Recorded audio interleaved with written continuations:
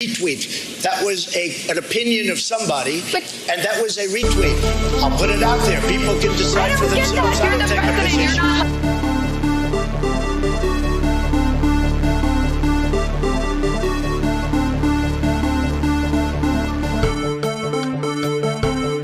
Running against the worst candidate in the history of presidential politics puts pressure on me. Could you imagine if I lose my whole life? What am I going to do? I'm going to say, I lost to the worst candidate in the history of politics. I'm not going to feel so good. Maybe I'll have to leave the country. I don't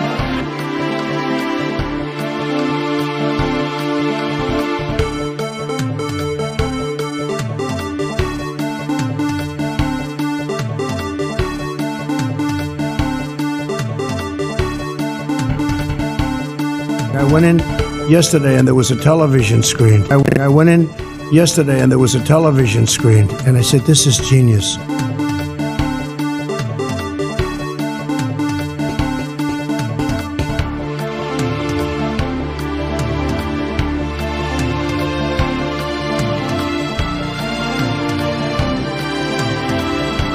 Early in the morning, they went to the table with the black robe, the black shield, and they pulled out the votes. Those votes. 8 months after his alleged meeting with the Burmese executives, so this Burmese, they say, pronounce it Burmese, a real beautiful company.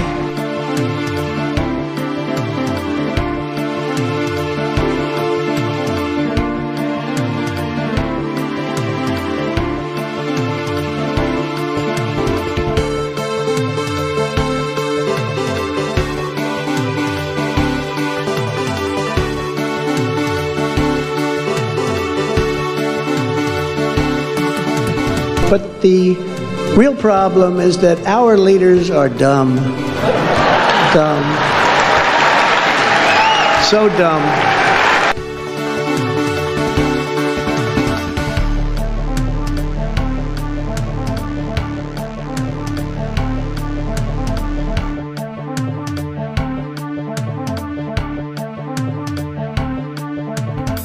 There's an old saying in Tennessee, I know it's in Texas, probably in Tennessee, that says, fool me once, shame on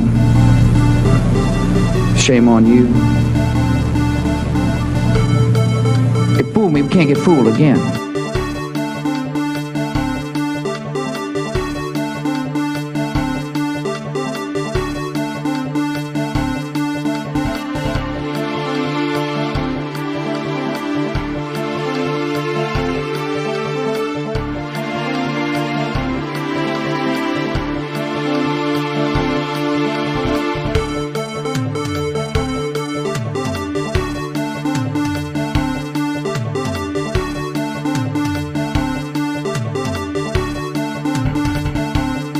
That isn't what it meant. Well, what did it mean then? Explain. It meant that it's indicative of low-resolution thinking.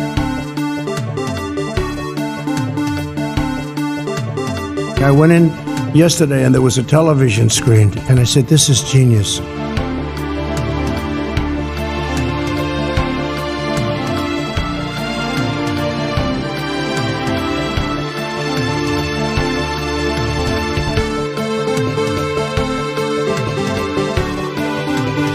Who created Pokemon Go, but I'm trying to figure out how we get them to have Pokemon go to the polls.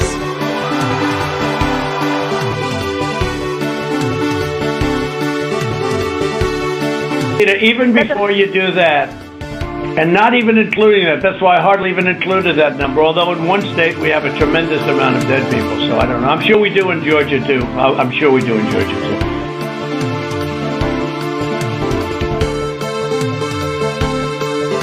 But the real problem is that our leaders are dumb.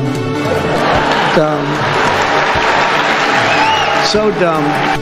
It is time for us to do what we have been doing, and that time is every day. Every day it is time for us to agree. But the Real problem is that our leaders are dumb. Dumb. So dumb.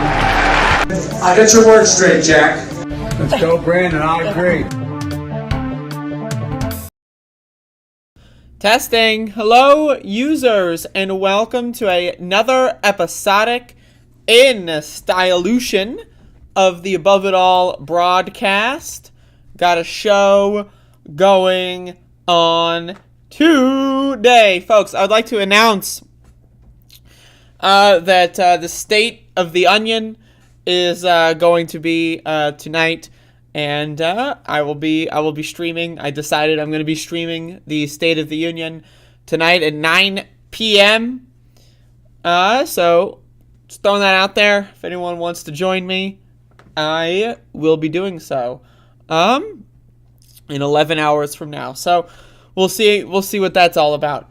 But anyway, we got a program here. We're doing a program. I'm doing a show.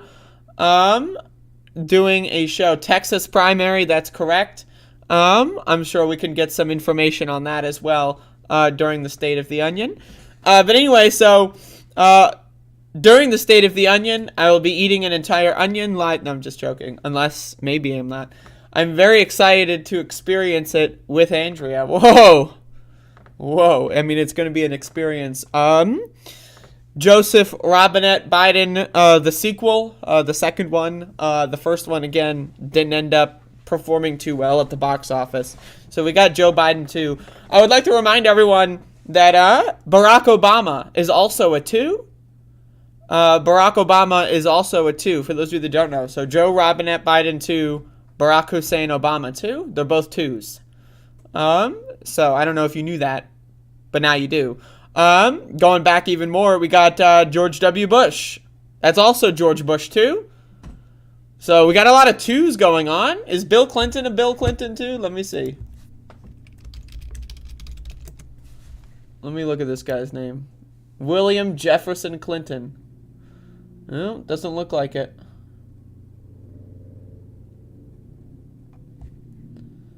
Wait a second.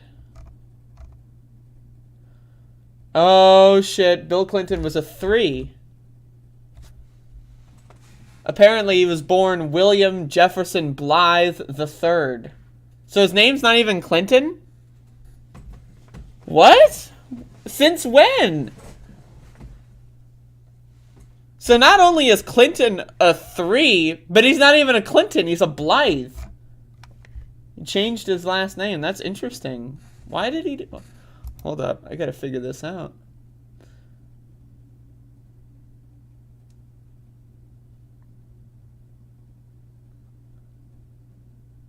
Oh, it was his stepfather who was named Clinton, and he changed it as a teenager. I see. But he's a 3. Okay, so when's the last... Is Donald Trump a 2? I don't think so. I think his dad was named Fred. Donald Trump is the most unique president, apparently, that we've had in a long time, name-wise. So, got a show going on, doing a show. We got George Bush 2, Barack Hussein Obama 2, and Joe Robinette Biden 2. Joe Robinette Biden 3 died, by the way, who's apparently named Bo, but he was Bo and Joe. So he was Joe Bo, Bojo, not to be confused with Boris Johnson, nicknamed Bojo in the United Kingdom. But he was Bo, but he was also Joe, and so he was Joe Biden 3, and now he's dead. So anyway, we got a show going on, doing a program. I got a program, doing a program here. So I'm just gonna go ahead and do that. Okay, so I'm really high right now, folks. I am utilizing some medicinal marijuana products today. I told everyone yesterday. I revealed on the show yesterday that I fell and I hurt my knee the day before yesterday, and so I'm using medicinal marijuana product, aka marijuana of the legal variety. It is legal, and so I'm using that for pain because my knee is swollen and I'm probably going to die But before I die, I'm gonna get high. And so I'm really high right now. But also it hurts. I'm damaged. My knee is not as good as it used to be. So, but I'm really high, so I got really high. Drinking some coffee, folks. Trying to cough it up. Coughing on E. Folks, that's what's happening here. Covfefe. Will anyone find the true meaning of covfefe? Who knows? Is it good weed? Yes. I'm consuming, I mentioned this before, but I'm consuming sour garlic. So that is the strain that I've consumed this morning is sour garlic. That's what we're consuming at this moment in time. I got myself a little bit of sour garlic. Like garlic, I like sour, I like weed, so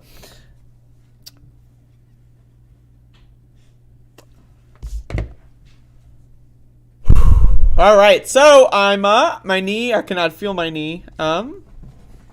But my knee hurts. Weed reviews. Is this a new direction for the channel? How is the sour garlic? I could do weed reviews. Am I allowed to do that on YouTube? I don't know. I have no idea.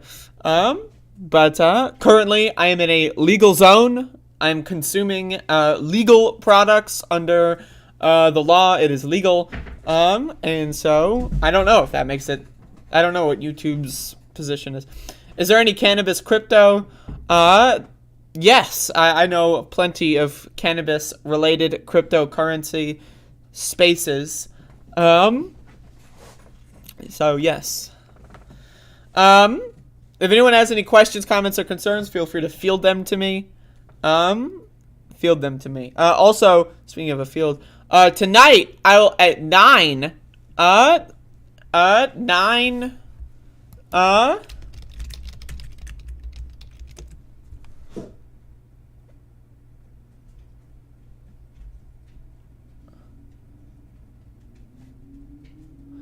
9 post meridium. Yeah, that's what I thought it was. Post meridium at approximately 9 o'clock post meridium. Thought it was meridian, but it's meridium. 9 o'clock post meridium. I will be streaming the State of the Onion. I'm doing the State of the Onion. And then I know Rashida is going to respond to the State of the Onion, so maybe I'll check that out. In fact, that can be our first story of the day. Let's talk about this because it's a great one. So Joe Robinette Biden 2 is doing, I think this would be the first State of the Union, I believe, since being inaugurated. Am I correct? I don't know. I'm really high right now. But anyway, so Rashida Tlaib announced that she's going to be responding to the State of the Onion address, and centrist Democrats are mad as fuck. So House centrists, Tlaib, quote, keying your own car.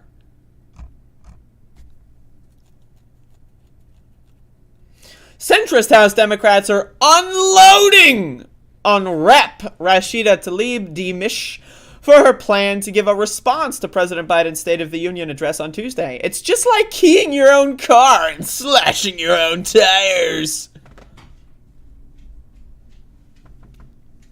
Rep. Josh Gottheimer of the Problem Solvers Caucus told Axios. Folks, can we talk about so we already know this. House centrist Democrats are fucking stupid. Like, they're just the dumb fuck motherfuckers. Like, why is it now? There's multiple layers of cringe here. One, why is it that they assume Rashida Tlaib is going to be, like, disparaging Biden by doing a stream after Biden's State of the Union? Two, how dumb and social media unsavvy are these fucking problem solver douchebags that they don't understand? Oh, Biden just did the State of the Union. It's news. If you have anything to say about the State of the Union, it would be best to get that out right away. right? So are Democrats not allowed to have any opinion on the State of the Union? Someone asks you, oh, how did you feel about the State of the Union? Unity. Like, what? Did you, Biden said this at the State of the Unity. Unity. We, unity. Like, you're not allowed to have an opinion on the State of the Union? Right? What? Like, again, these motherfuckers are dumb. Like, they're like, what? Like, Josh Geitheimer, so Joe Biden at the State of the Union, talked about the infrastructure package and, and how do you feel about that?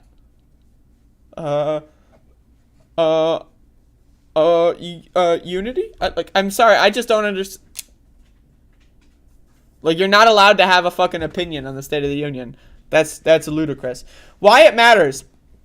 The lawmaker's frustration with a character member of the squad reveals a deep tactical division within the Democratic Party over a midterm strategy, appeal to the party's base, or try to capture swing voters.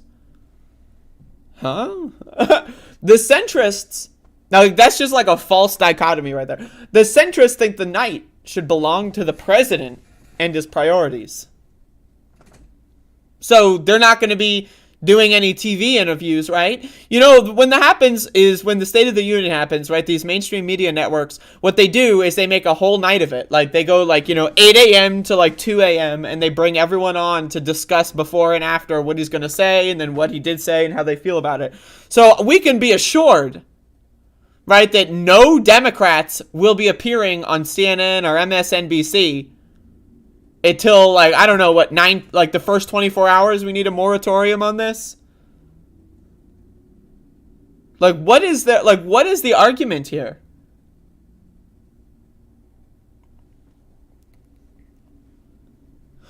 The centrists think that, okay, Tlaib wants to make sure Republicans and centrist Democrats like Joe Manchin get some blame for holding up Biden's Build Back Better agenda. I agree with that. The speech is designed to deliver a progressive vision for America, according to a person familiar with Tlaib's prepared remarks.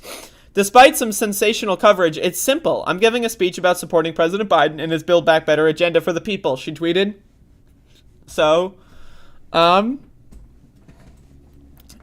this is such a made-up controversy. But they're banking on the fact that people are going to read a headline, centrist attack Tlaib. And then that's it. Then they're going to be like, oh, Tlaib's at it again. That's how the liberals act. These people are fucking stupid.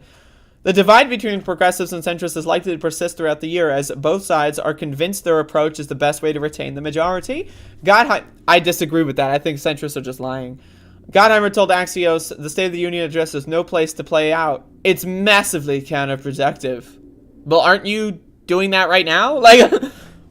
So one person says, I'm just going to support Biden and his agenda. And, I want to comment on the State of the Union right away, to make sure Biden's supported. Josh Gottheimer's like, no! I'm going to run to all the mainstream news networks and tell everyone that you're a fucking freak. Let's be honest. If division is the bad thing here, you don't want division, then why are you dividing the party by trying to make a bunch of headlines the day of the State of the Union? Shouldn't the State of the Union belong to the president? And here we are. Literally, this article was published today. The State of the Union's about to happen. We're not talking about the president. We're talking about your stupid ass, right? So just throwing that out there. It's in fact, I'm going to be honest. Josh Gottheimer's behavior right here, it does remind me of keying your own car. Why would you, that's your car. Why would you want to key your own car, right? So I don't know what Josh Gottheimer's thinking here. This only highlights the real tension between the socialist far left and the common sense moderate wing, which is focused on crime, cost, tax cuts, and affordability. Turning the page on turning the page. Turning the page. Because the centrist policies for turning the page on COVID have been going out really well. Top Democrats recently complained to Axios the squad's policies are backfiring on the party. I'm not even going to read the rest of this. This is just a bunch of stupid garbage. But anyway, these people are fucking cringe. So, anyway, I'm going to be doing a State of the Union live stream tonight. And if Rashida Tlaib's remarks come very shortly afterward, I might stream those too. And so there you go. Fuck Josh Gottheimer. All my homies hate Josh, guy, yeah, that guy. Russia invading Ukraine was so awesome. Bought the dip heavy in crypto, already up massive gains. See, now I know that you're a troll because crypto dipped way before. like Bitcoin was way down way before Russia invaded Ukraine. There's very little correlation. But again, I'm worried about the state of the onion. How can they possibly make satire when reality is so... I'm worried about the state of... Right, I got you. Yep. That said, though,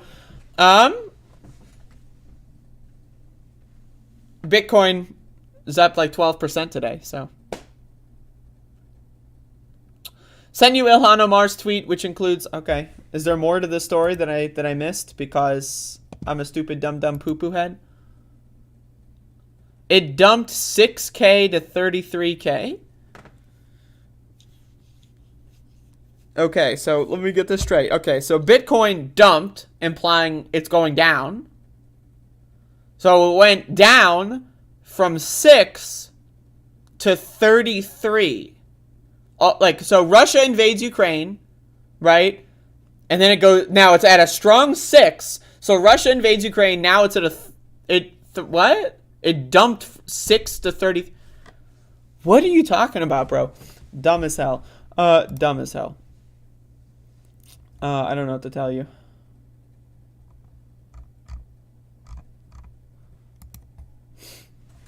Uh-oh. This is good. Hold up. So, NoLabels.org. On Tuesday night, immediately following President Biden's State of the Union, No Labels will host an unprecedented bipartisan perspective from House Problem Solvers Caucus co-chairs Brian Fitz and Josh Gottheimer. What the fuck? What the fuck?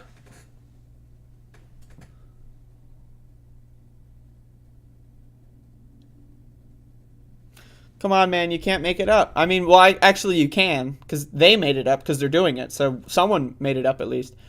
But that is incredible. That's incredible. Down from 40. Oh, okay. That makes sense. Yeah, I mean, I'm going to say I follow the crypto markets extensively.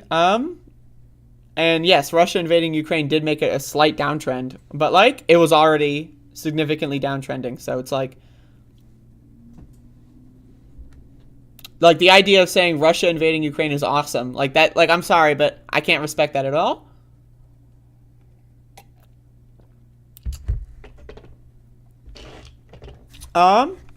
That said, making a mint on these fucking altcoins. Let me tell you, folks. I got some cryptos that are up 20% this morning. Now, as we know, here, folks, every time everyone donates to me, I immediately put it all into destroying the environment. I buy buckets of gasoline and burn down trees in my neighborhood immediately, upon getting contributions to the program. And so my altcoins looking good. Let me just tell you. You have no label and are a problem solver, then you can do a response. That's right. So you start off no labels, right? Then you solve problems. And the reason why you're solving the problems is because there's no labels. Yeah, this is cringe. Anyway, so speaking of cringe, we've got some cringe here. Let's see.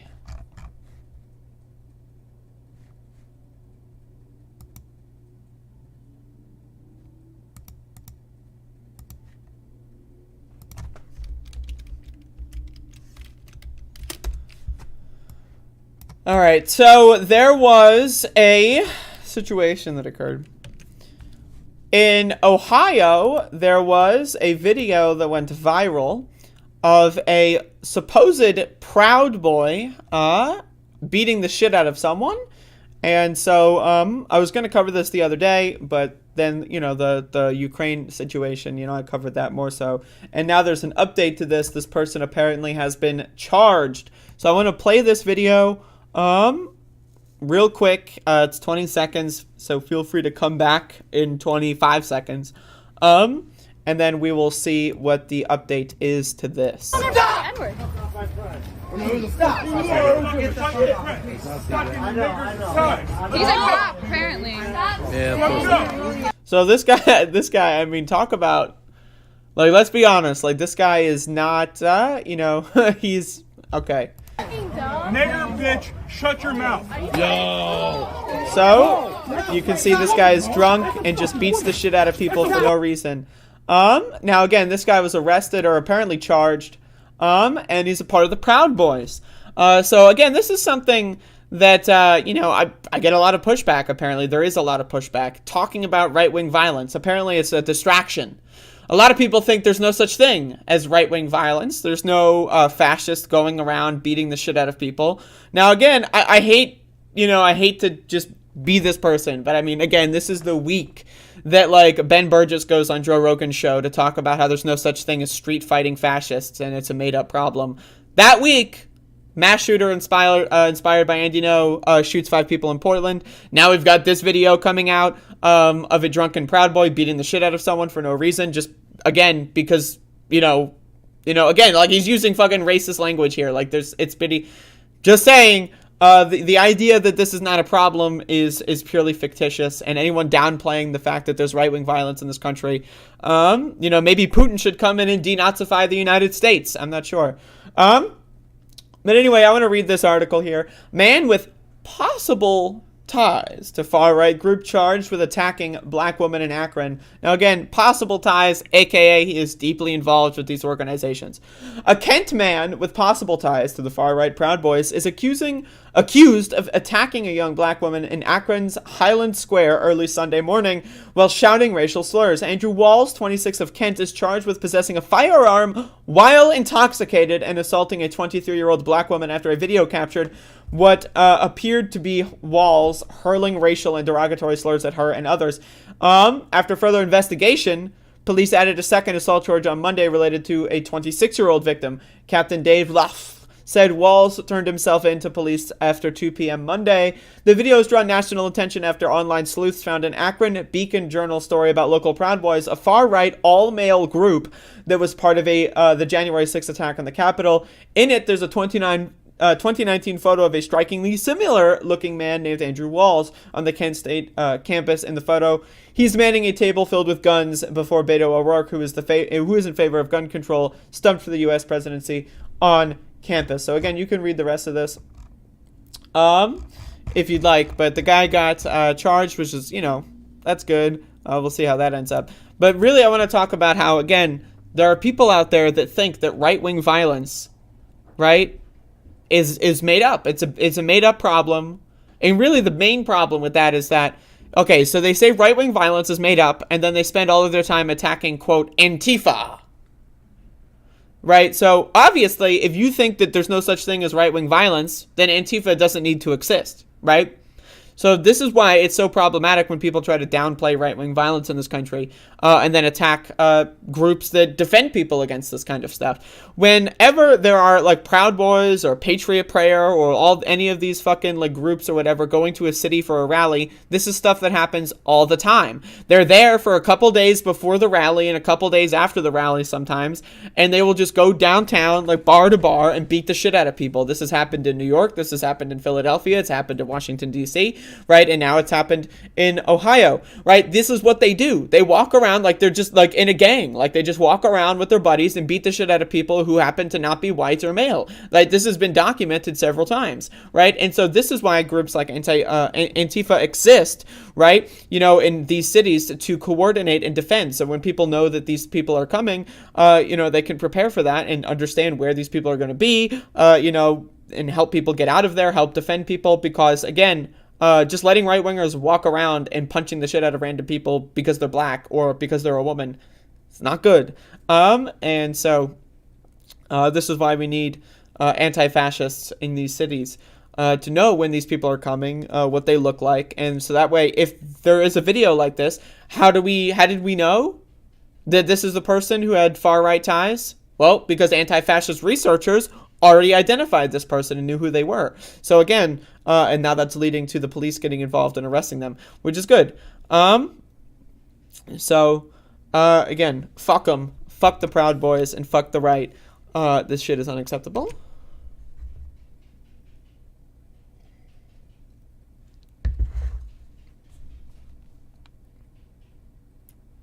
All Andrews matter. That's true.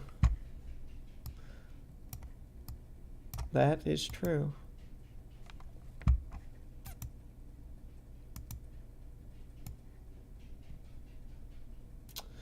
All right, y'all.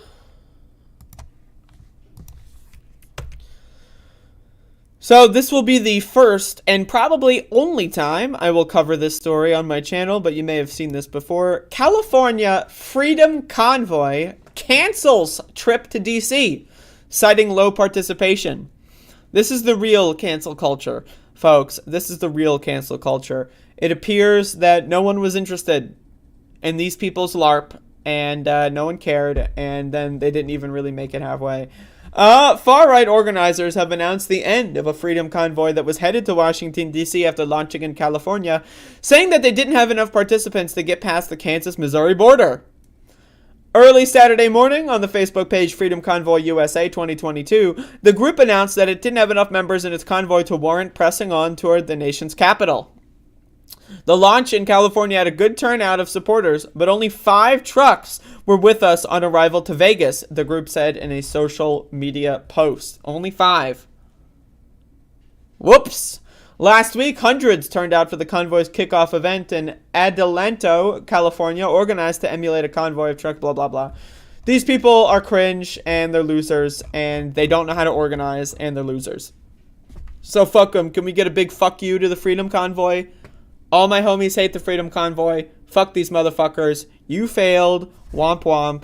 Go fuck yourself. So there's your update. Lightning round of the news here today. I don't even need to spend any more time with that one at all. First and last time that I will cover the Freedom Convoy USA.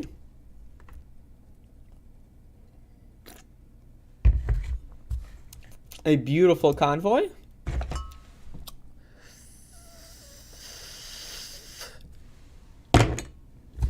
Folks, doing a show today. I got a show planned. I was planning on it.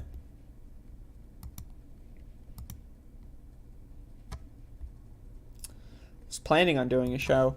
Again, today I would like to remind everyone, I will be doing a show tonight as well. The State of the Onion. Joe Biden, Joe Robinette 2 will be live on my stream tonight. We're gonna see how the union's doing. The union I'm just gonna guess what I'm gonna say here. The union, not so good. The union's not so good. So I might start streaming at like 8:50 or something. Because it's supposed to start at 9. You know, I'm just gonna start streaming at 9. And so, you know, I'll probably be like a couple minutes behind the live stream, and then we'll catch up on like 1.5x to the live stream. I mean, like, I might, like, if I want like a little precursor, maybe I'll be live at 8:55. I don't know, whatever. I'll be live at 8:55. All right, how about that? 8:55, the stream will be on tonight, 8:55 Eastern Daylight Time. Are we in Daylight Time or are we in Standard Time? Eastern Standard Time and or Daylight Time. I don't know which one we're in, but whichever one. If you're on the East Coast of the United States or close enough, you know, whatever time it is on your clock, well, it won't be that time because it will be 8:55 post-meridium time. 8:55 post-meridium. We'll be posting our memorandum on the post-meridium time period of time.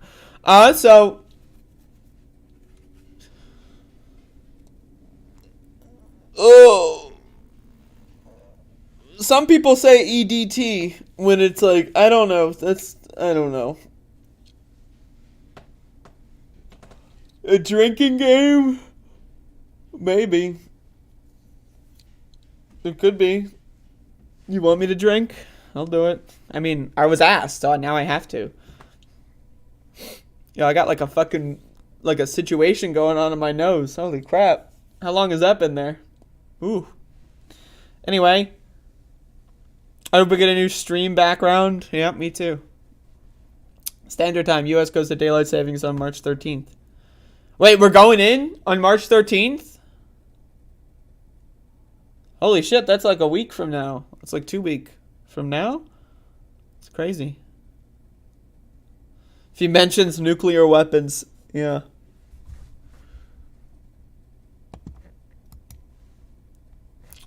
I mean, he might. You never know.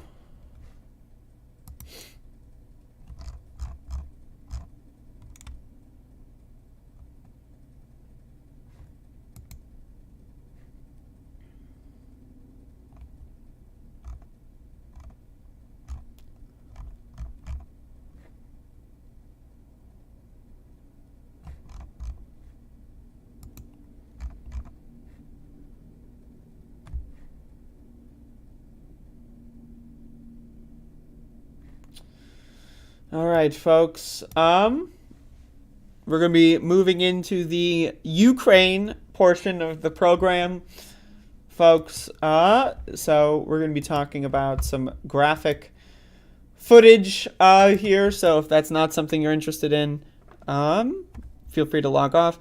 Good morning. Late. Dropped my puppy off for surgery. Puppy!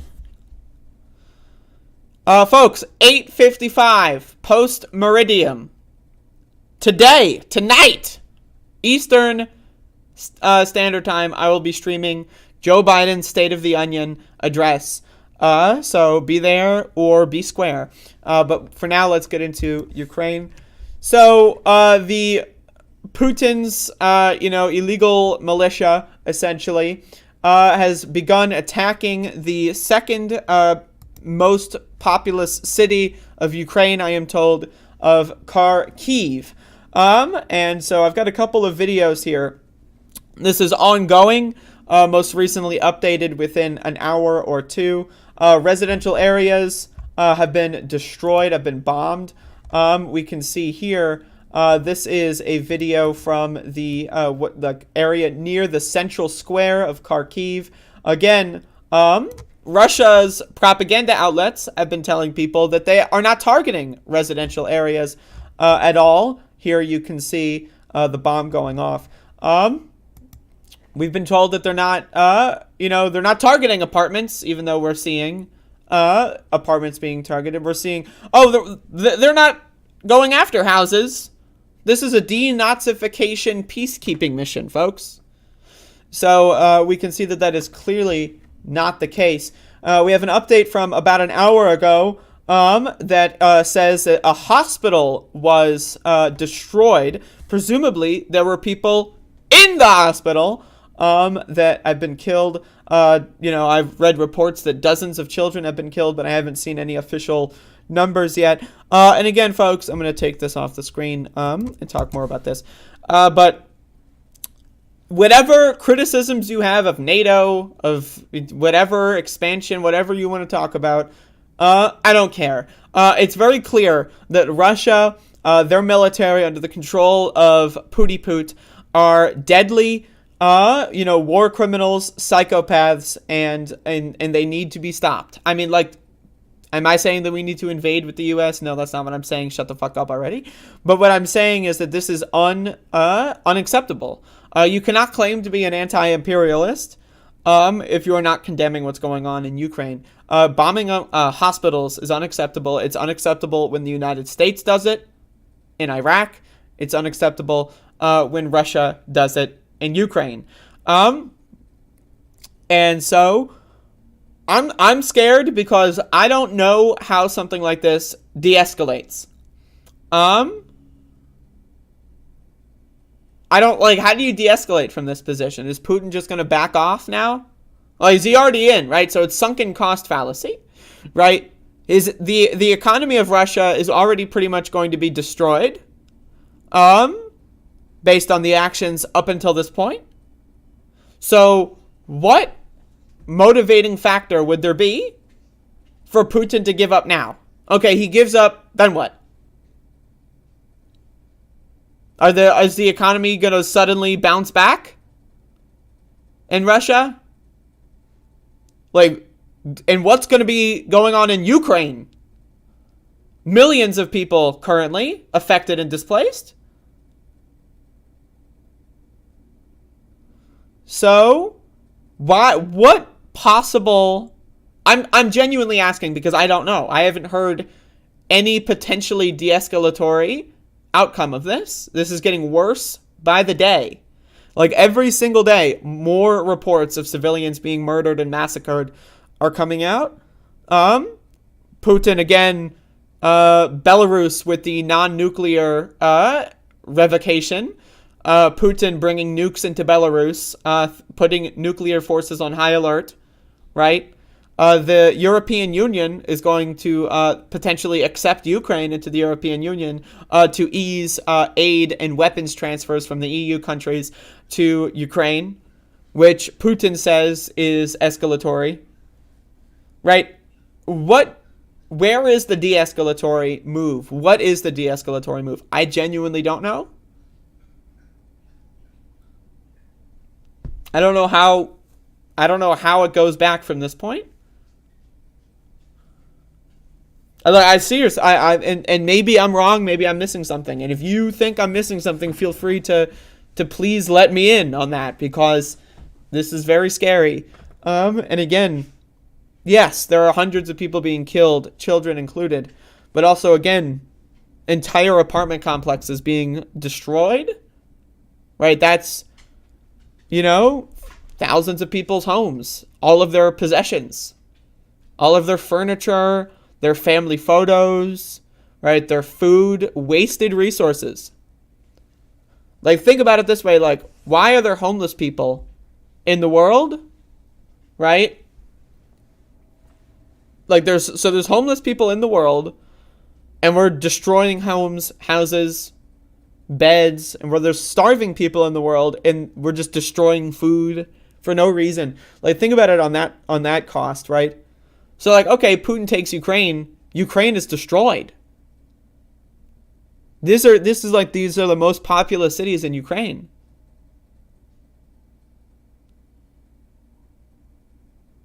What the fuck? I'm like, okay, you want Ukraine to be part of Russia.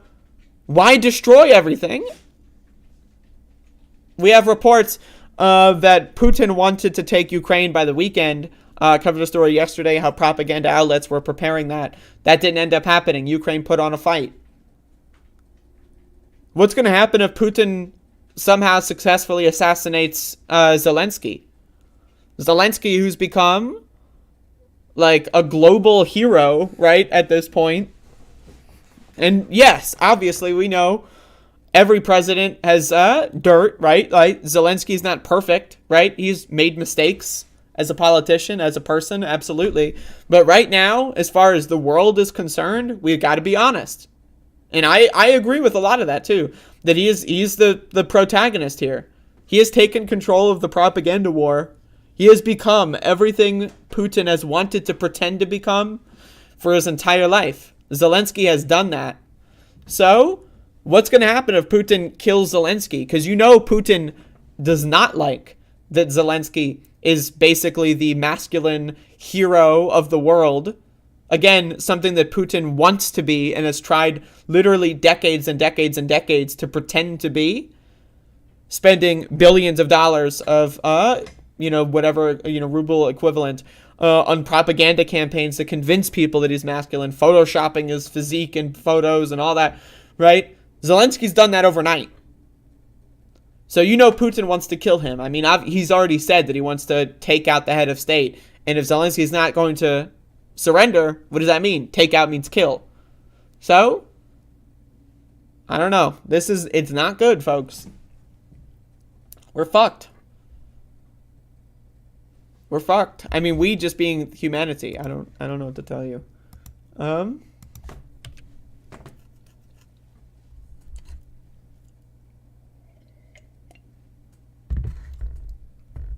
am not convinced that there's going to be a coup in Russia that will take out Putin. I'm not convinced. I want that to be the case. Right? I definitely want that to be the case. But I am not convinced at all that that's going to happen. Bodan gave me an update this morning. And sent me some of the updates from Kharkiv. So Bodan is fine as of like, a couple hours ago or something.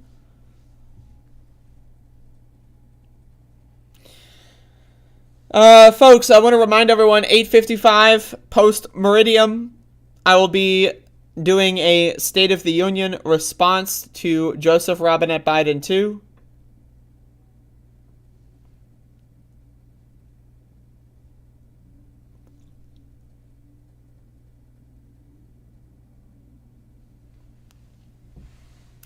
Let's go, Bodan. I agree. I'm hesitant to openly advocate for U.S. invasion of Russia or Ukraine or whatever.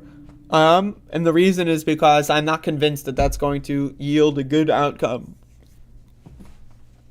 Like, would I want the storybook, like the comic book, like the good guys saving the day again?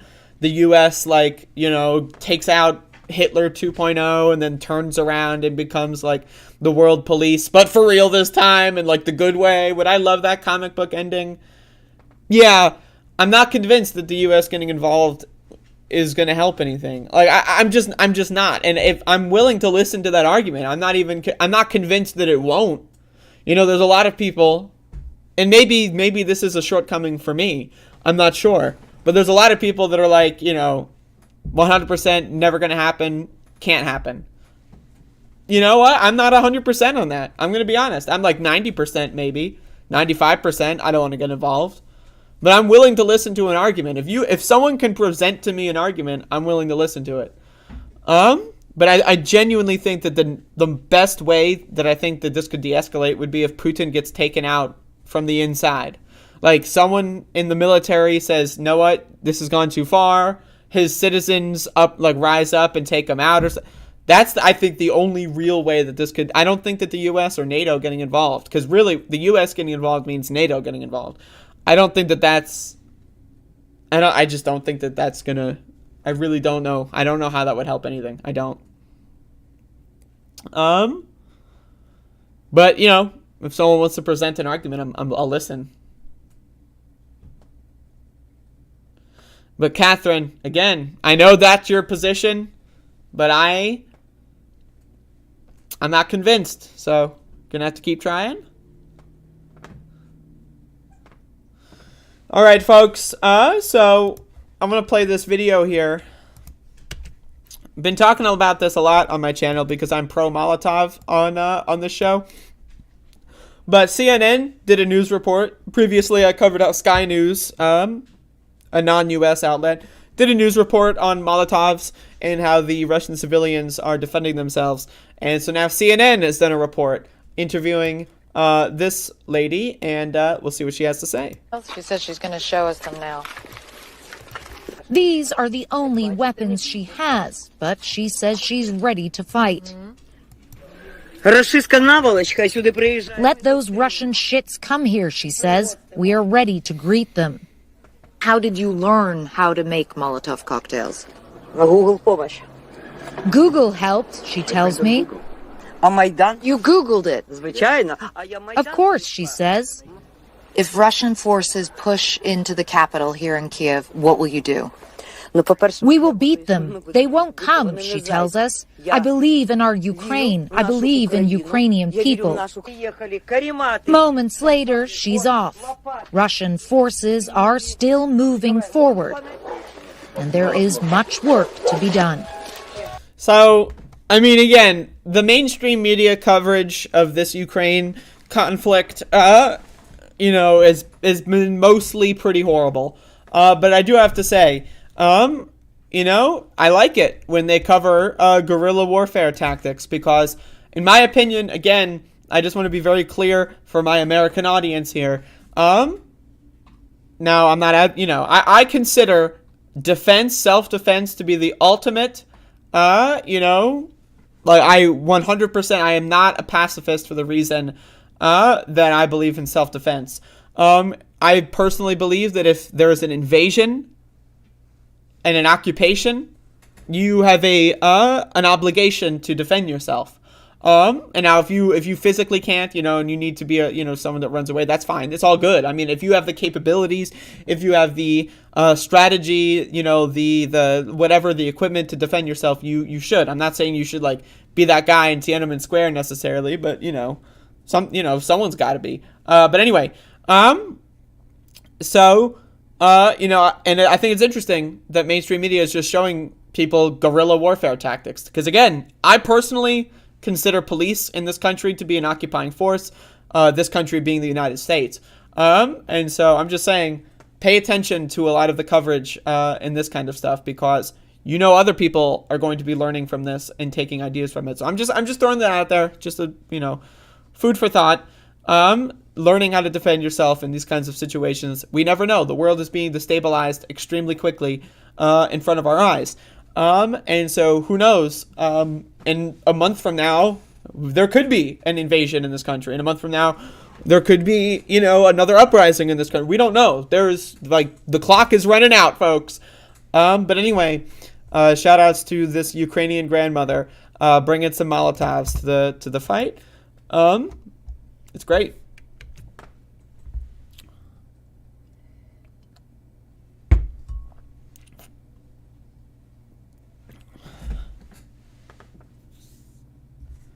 Running away is a method of self-defense. I agree. Absolutely.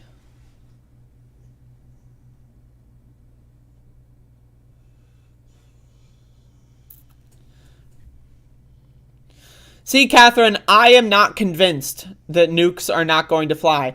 Your argument is, why would Putin want to take over the world instead of, that's already destroyed? Okay. But look at Ukraine. Putin is destroying fucking Ukraine. They want Ukraine to be part of Russia, and they're fucking destroying the whole fucking country. So I wouldn't put it past Putin to go into the bunker with his pre-selected Aryan-style race of people deep underground, have nuclear fallout, and then it turns into the Fallout games, and they repopulate in 300 years when the fucking dust flies off or something. I wouldn't put it past them. Who the fuck knows what Russia's got for bunkers for nuclear fallout and stuff. That's not your argument at all? Okay.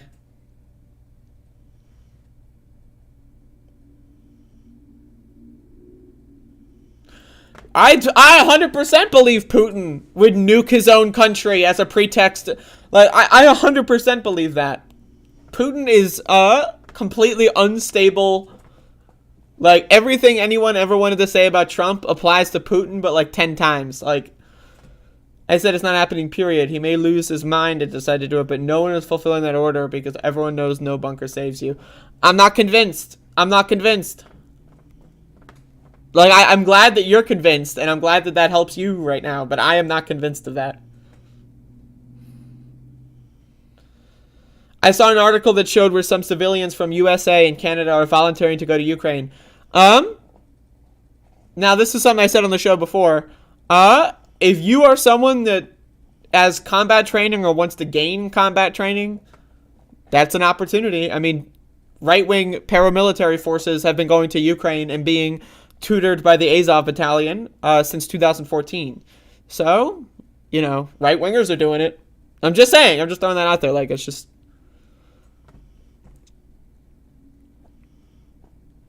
This would have never happened if Trump was still president. Biden leaving Afghanistan showed the world that the USA is weak. The USA is so weak. But the real problem is that our leaders are dumb. Dumb. So dumb. Yeah. Sure thing, buddy. Whatever you want to believe in your la la land.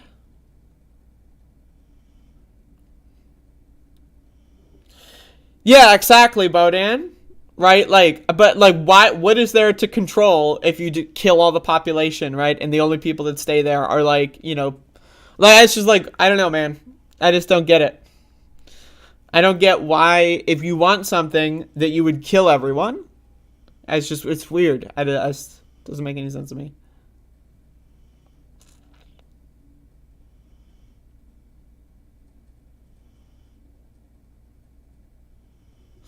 I've been right literally every step of the way here. I don't know about that, but you've been more right than other people for sure.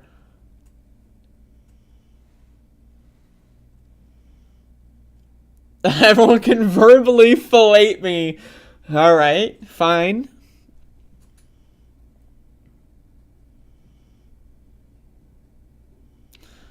I ate a doomsday thinker. That's true. That's what I had for breakfast.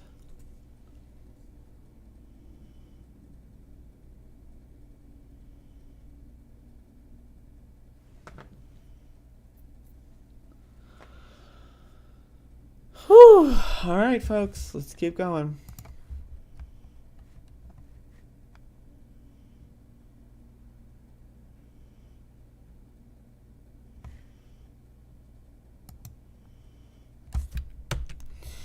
So I just want to play a little bit of a clip here. You know, it's good. It's just good. This is something you should hear.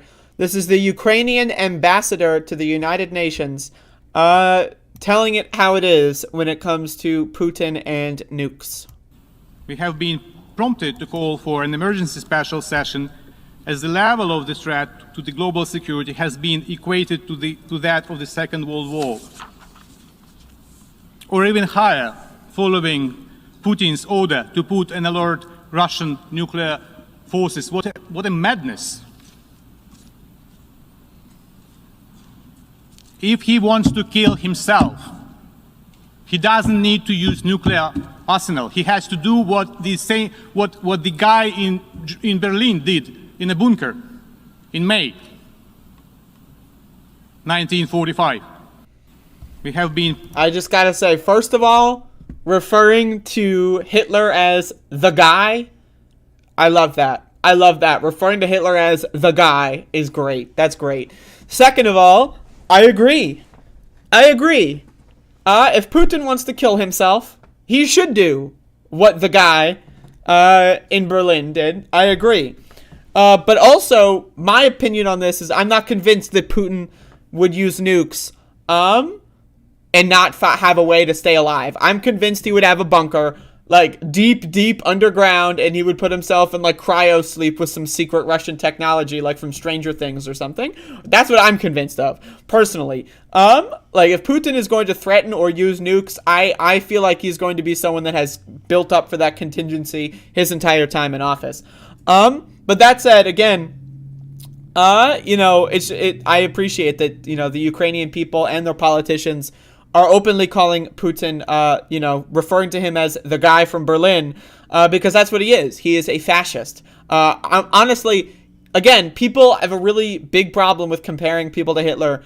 Again, Hitler is not, you know, 1944 Hitler, right? Hitler is 1928 Hitler, 1937 Hitler, right? There were multiple stages of World War II and what happened leading up to the Holocaust, and you can make very direct political comparisons between those conditions that led to the Holocaust and led to World War II, and compare those conditions that led to that to what's going on in Ukraine with Russia.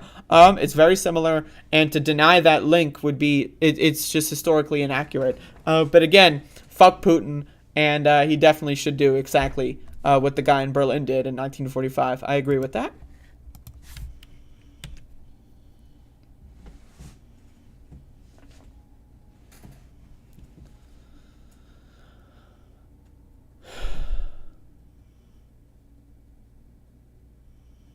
I saw that Environmental Coffee House. Yeah, the new climate change updates are not good.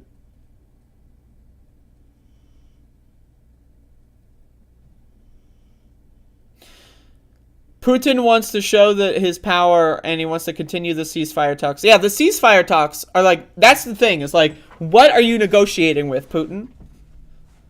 Right? Like, oh, I'll stop massacring your civilians and destroying all your cities. Oh, so benevolent, right? Like, it's the sunken cost fallacy on both sides, right? Why would Ukraine give up? And why would Russia give up?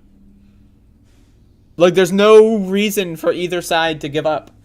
Unless, like, somehow Putin assassinates Zelensky or something. That seems like the only way that Ukraine would... And also, like, okay, Russia, they agree on a ceasefire. Who's to know if Putin will respect the ceasefire? He already illegally invaded Ukraine. He'll just, like, make a false flag bomb event at his school and say, Ukrainian rebels bombed the school, so now we're going to kill everyone again. What, like... there's no...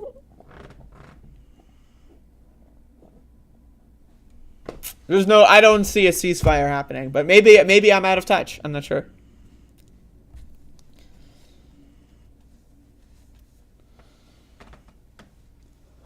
Folks, again, 8:55 post Meridium. I will be streaming the State of the Union. And, assuming we make it that far. Only a military coup would COOP. You misspelled it. I'm not mispronouncing it. For those listening. Only a military coup would stop this, but Putin had 20 years to make sure that his people are running it. I agree. And that's why I have very little belief that a military coup would actually work. Or coup, as you say.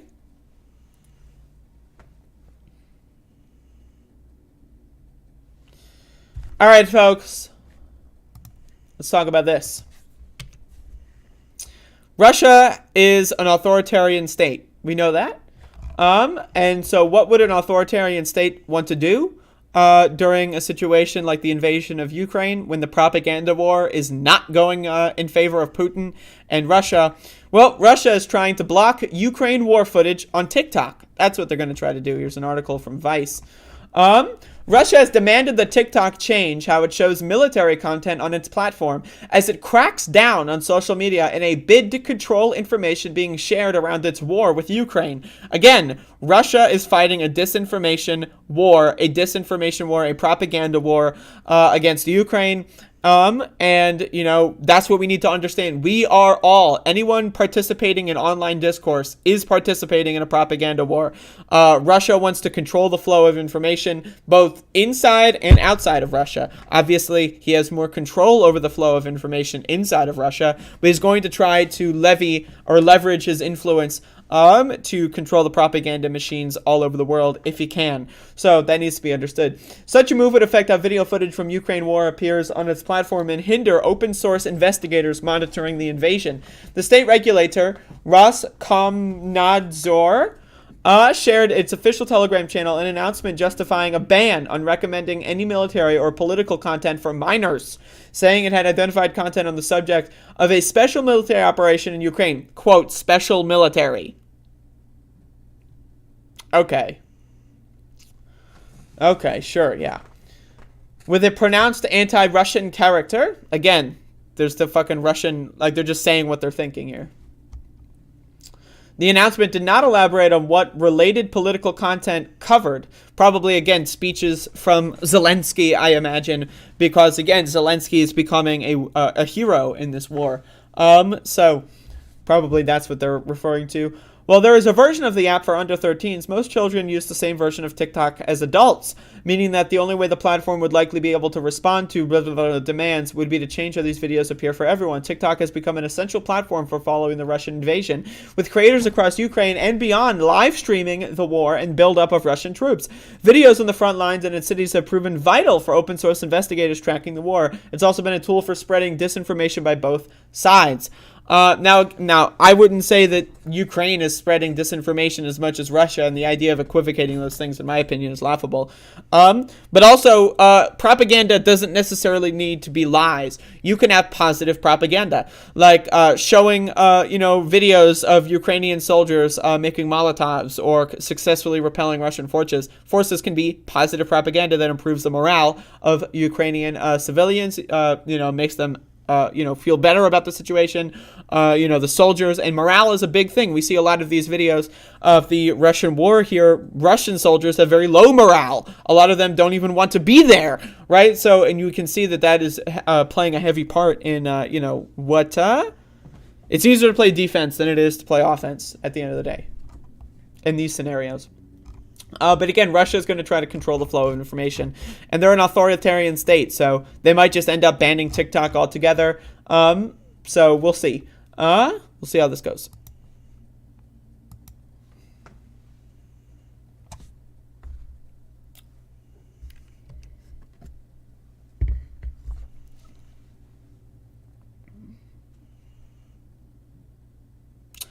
State of the Union is a yearly address by the president where they just kind of talk about what's going on over the last year.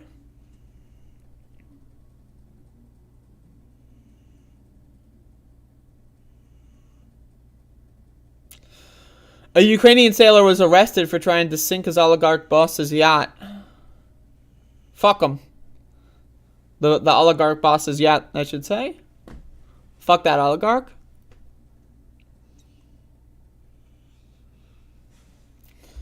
So, folks, on the subject of TikTok, so I talked about TikTok and how and why the government of Russia would want to ban TikTok. Well, here's a really good example of what's going on in Ukraine on TikTok. So here's a Ukrainian TikToker giving us a quick little tutorial on what to do if you find an abandoned Russian tank in your front yard. So let's watch. Если вдруг вам попадется свободный или брошенный БТР, то сохраняй лайфхак, как его завести. Включаем массу, оба генератора. Теперь втыкаем обогатитель. Опа. Следующий у нас стартер. Все, завелся. Предохранители. 1, 2, 3, 4. А теперь фары и обдув стекла. Прижимаем сцепление.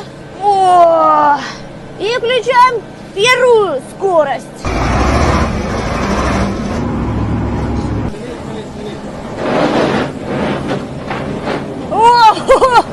And end scene. So, there you go.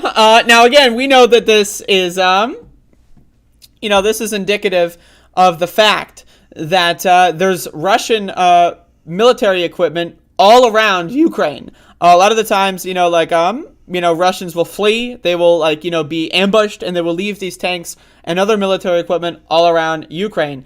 And so, teaching civilians on whether or not, if they want to try to capture the tank. We've seen, examples of tractors towing these tanks. But again, this is positive propaganda. You want to say, if you see a tank, now maybe you can follow this 40-second guide on how to drive it and maybe get it to, the Ukrainian military. Now, again, it doesn't matter if this video is from before the current invasion, because, again, there are reports of Russian tanks all across Ukraine. So sharing this now, again, provides civilians information on how to operate these machines, and they can potentially use them to defend their own cities, their own villages, and so forth. So it doesn't matter if this was filmed pre-Ukraine. What matters is, again, there are confirmed reports of tanks all across Ukraine that have been abandoned by Russian soldiers for one reason or another. They were ambushed, they were killed, and the tanks are still there. And it's also just, again, positive propaganda. Positive propaganda for the defense is something that is good, in my opinion. You want to promote things that are good for the team that is defending themselves against an offensive fascistic invasion. And so, again, we're also seeing that this is why Russia is trying to censor TikTok, because TikTok spreads pro-Ukrainian propaganda, because Ukraine, in this instance, is correct. And a lot of people all across the world, now I'm not saying TikTok itself as a corporation is spreading that, but again, the most users on TikTok, most users are supporting Ukraine because Ukraine is winning the propaganda war, and Russia does not like that. So there you go. I can maybe show some of those tomorrow, Brian Wee, but I don't have any queued up today, and I've got so much bullshit, and it's hard to sort through. Biden will definitely be talking about Ukraine, for sure, during the State of the Union. And you can just watch the video, Bodan. By the way, Bodan, I'm sure, is the only person that, like, listened to that TikTok and, like, was genuinely enjoying it, because I didn't know what the fuck she was saying, and I don't think anyone else in the chat speaks Ukrainian. So, Bodan, hopefully you can tell us if that video was exciting or not.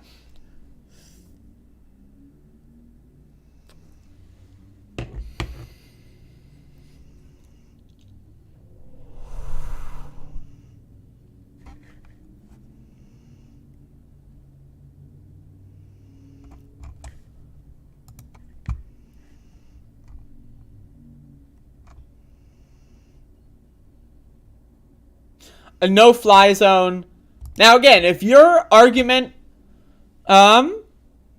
is you want the U.S. or NATO to go to war with Russia, then yes, a no-fly zone would help. But in my opinion, you should just say you want NATO to go to war with Russia. Like, no-fly zone, to me, is just vague language.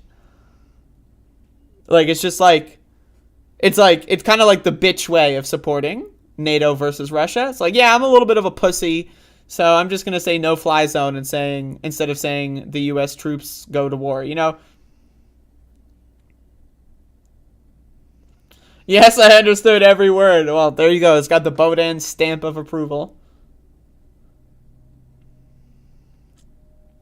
Goddamn stamps.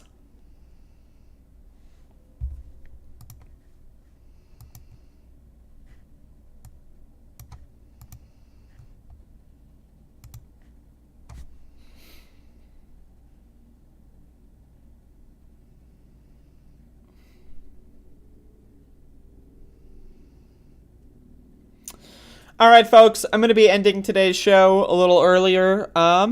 Today, compared to the last couple of days, I've been kind of doing 2-hour shows pretty much every day for the last while.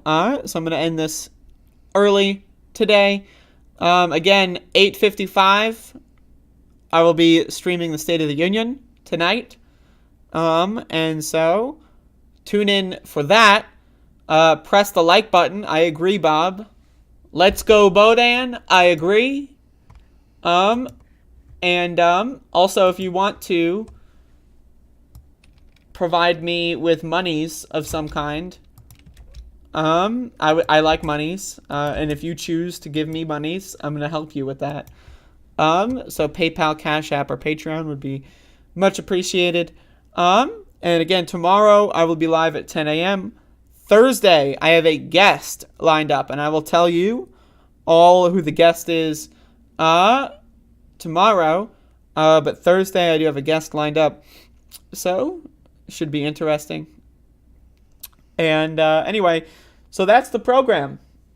If anyone has any questions, comments, or concerns, feel free to field them into the chat room right now or later on in the comments section. And, you know, that's it. That's what we got. That's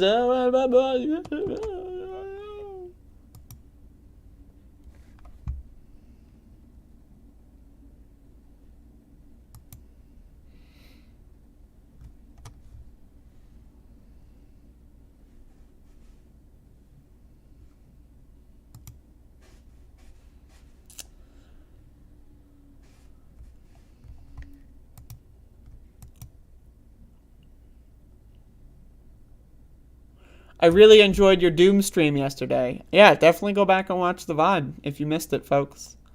I like to share my hobbies. I'm not just, like, really super smart and hot and funny, and I'm good at video games, too, okay? And you should respect that I'm good at video games, and you should watch my video game streams, okay? 8:55 post-meridium. Post-meridium. 8:55 Eastern Standard post-meridium time. 8:55. 8:55. 8:55. I'm gonna go take a shower. That's gonna be what I'm gonna do as soon as this is over. Whew. Just waiting. Anyone questions, comments, or concerns? field them into the comment section because the stream is over. So just because you're streaming later tonight, you're giving us a half show. I know. Yes. First of all, yes. Second of all, an hour is my quota. My quota is an hour. Anything more than an hour is extra as far as I'm concerned. It just so happens that for the last couple of weeks, I've been given a lot of extra material. Just, you know, it just so happens. But, you know, just, you know, I'm allowed. It's what are you going to do? Sue me? What are you going to do? Unsubscribe? Huh? Bitch? Oh, yeah, that's right. Huh? Yeah? Mm-hmm. You have a comment? Hello? Matt Strack Bone. Hello, hello? That's 7:55. That is incorrect. That is incorrect. That is fake news. That is Russian disinformation. 8:55. 8 in the Eastern time zone. 8:55 in the Eastern time zone. Post Meridium. I will be starting the program, and that will be happening.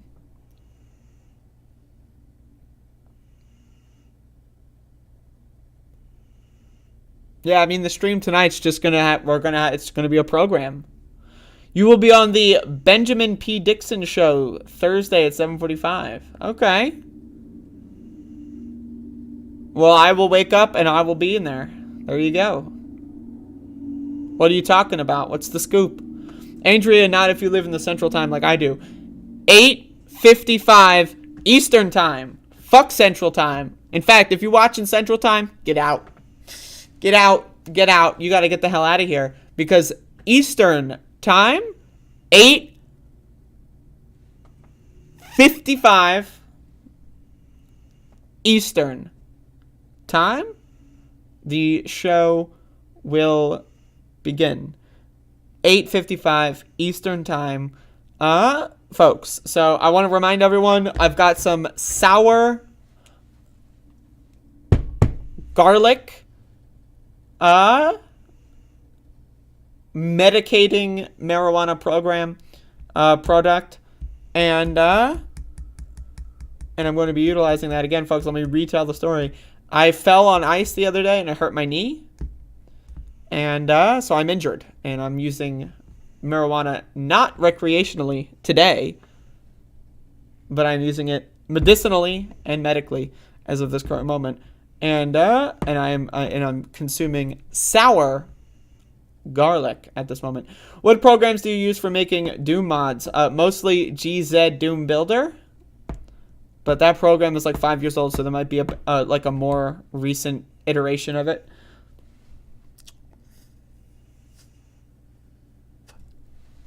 But folks, a fun part of the experience of falling and hurting my knee on ice was that when I fell, it was I was going down a hill, and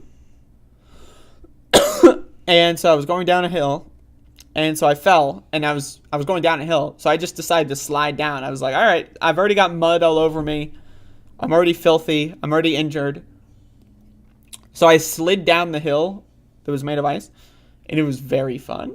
It was very fun. So that part was super fun. The getting back up and walking home part, not so fun. That was pretty brutal. The falling down and hurting my knee, also pretty brutal. But the sliding down the hill of ice, that was great. That was wonderful. And so I'm focusing on the good. And I'm going to focus on the good and not focus on the bad, because I'm focusing on the good, folks. So I was sliding down the hill. There you go.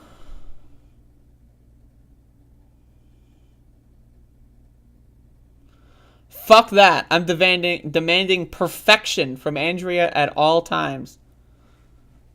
I am perfect.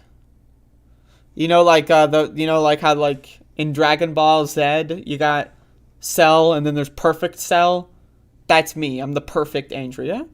The old Andrea got destroyed. I'm a clone.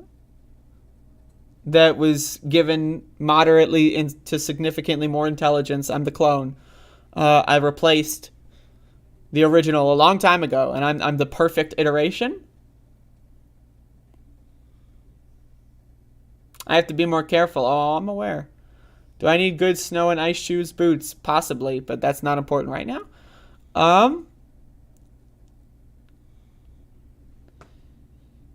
Anyway, that is the program for today. Thank you all for watching. Y'all have a good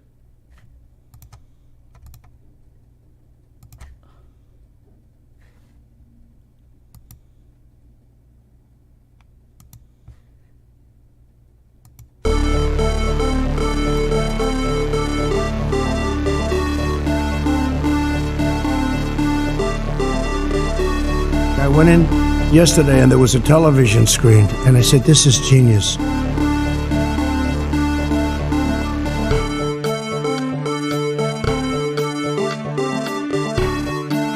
Only the really, I hate to say this, but those with the lowest IQ.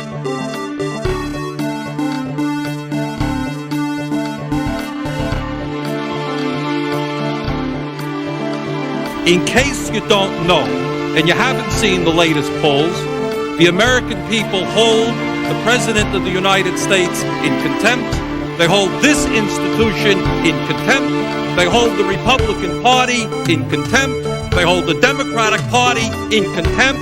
They think that maybe, given all of the crises facing this country, it's about time that there was some bold leadership here and that this institution made some hard choices.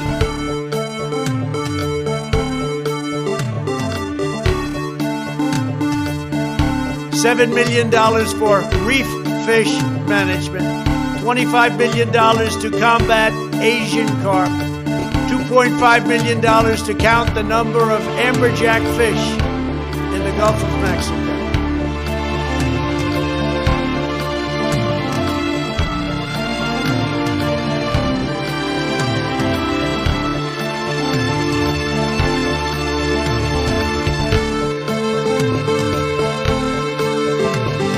But the real problem is that our leaders are dumb.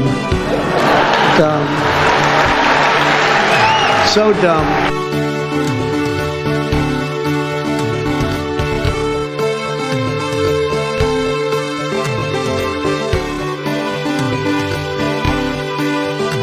There was no response. They didn't have one for that. Now it's very sad. Very sad. I went in yesterday and there was a television screen, and I said, this is genius.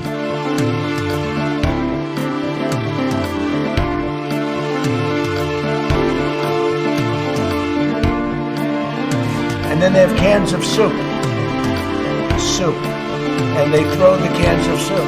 That's better than a brick because you can't throw a brick, it's too heavy. But a can of soup, you can really put some power into them, right? And then when they get caught, they say, no, this is soup for my family. They're so innocent. This is soup for my family. It's incredible. And you have people coming over with bags of soup, big bags of soup, and they lay it on the ground and the anarchists take it.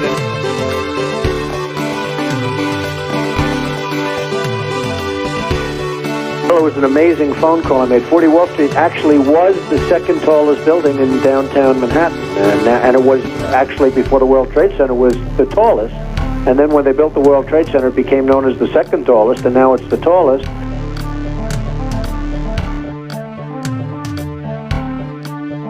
I went in yesterday and there was a television screen, and I said, this is genius.